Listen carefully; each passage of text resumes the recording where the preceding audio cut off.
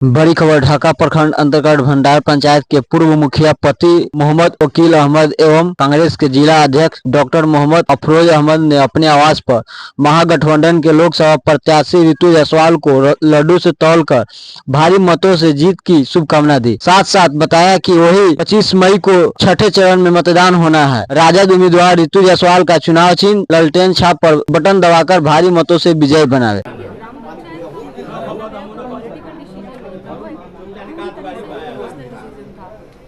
कुछ चीज़ें ऐसी घटना घटी मुझे लगा कि मुझे उस हालात में छोड़ के आ सकते।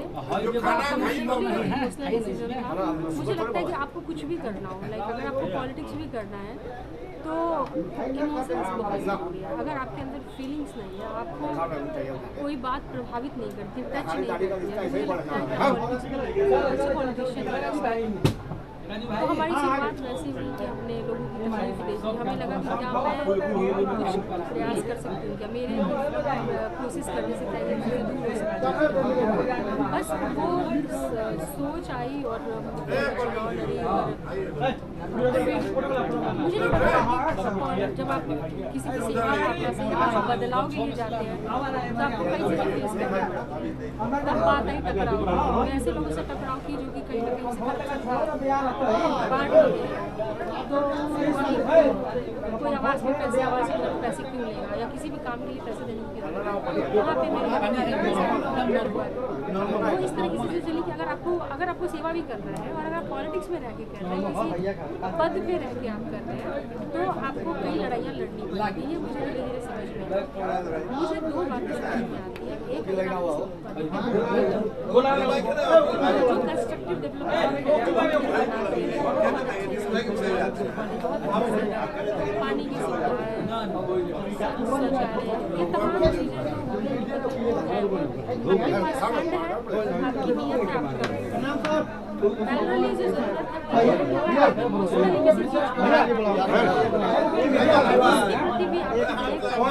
करने के लिए, क्योंकि समाज में जब आप काम करते हैं ना तो कई चीज़ें समाज में से जैसे कि मुझे ही फेस करनी पड़ी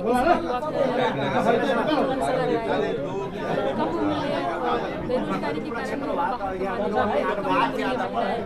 जहाँ शहरों में 25-26 साल के बाद जिंदगी शुरू होती है, वहाँ गाँव में हमने 26-27 साल में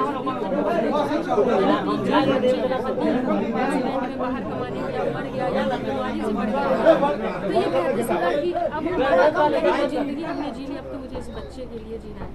ये बहुत दुखद है कि जहाँ जिंदगी की शुरुआत नहीं होती शहर में, वहाँ गाँव में दम तो मुझे लगता है कि अगर आप कुछ भी पॉलिटिक्स खास करके अगर आप करते हैं तो ये दो पहलू आपके लाइफ में जोड़ना ही चाहिए। एक इमोशनली आप कितने प्रभावित होते हैं तकलीफ से, कितने कंसर्न हैं, और दूसरा कंस्ट्रक्टिव डेवलपमेंट हॉस्पिटल हो, उसकी तो कोई सीमा ही नहीं है कि आप क्या से क्या बना दो, वो तो अलग ही है।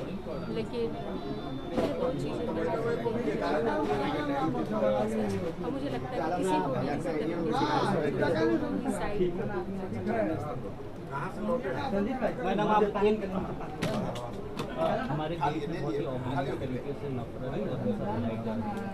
संदर्भ में आपको देश को एक मैसेज देना हो सकता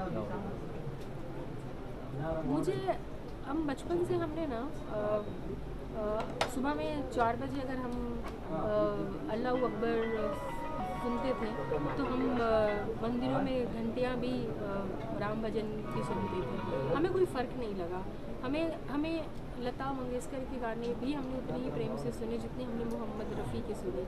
कोई भेदभाव नहीं किया नाम के आधार पे कि ये मोहम्मद रफ़ी है और ये लता मंगेशकर है, ये हमारी हैं और ये तुम्हारी हैं, ऐसा कभी भी नहीं हुआ। ये न जाने ये नफरत का ये कहाँ से आ गई, और न जाने क्या लोगों ने शायद राजनीति को आसान करने के लिए, चुनाव को जीतने के लिए एक आसान सा रास्ता अपनाया, मुझे लगता है टारगेट करके, जिसका नुकसान नहीं देखा। कि इसका कितना नुकसान हो सकता है। बस उनको कितनी सीटें आ सकती हैं, चाहे वो राष्ट्रवाद के नाम पर कुछ करता है, वो जिन्होंने राष्ट्रवाद के नाम पर चुनाव लड़े उसका कुछ भी नहीं है।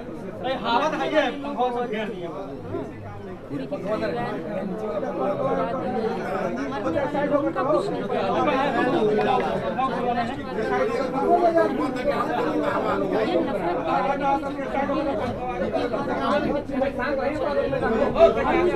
राजनीति मोदी की बात आती है ना, जब आता है तो फिर वो वक्त भी आता है जब धर्म भी पीछे छूटेगा, राष्ट्रवाद भी पीछे छूटेगा, क्योंकि एक भूखा सैनिक भी से लड़ नहीं पाएगा।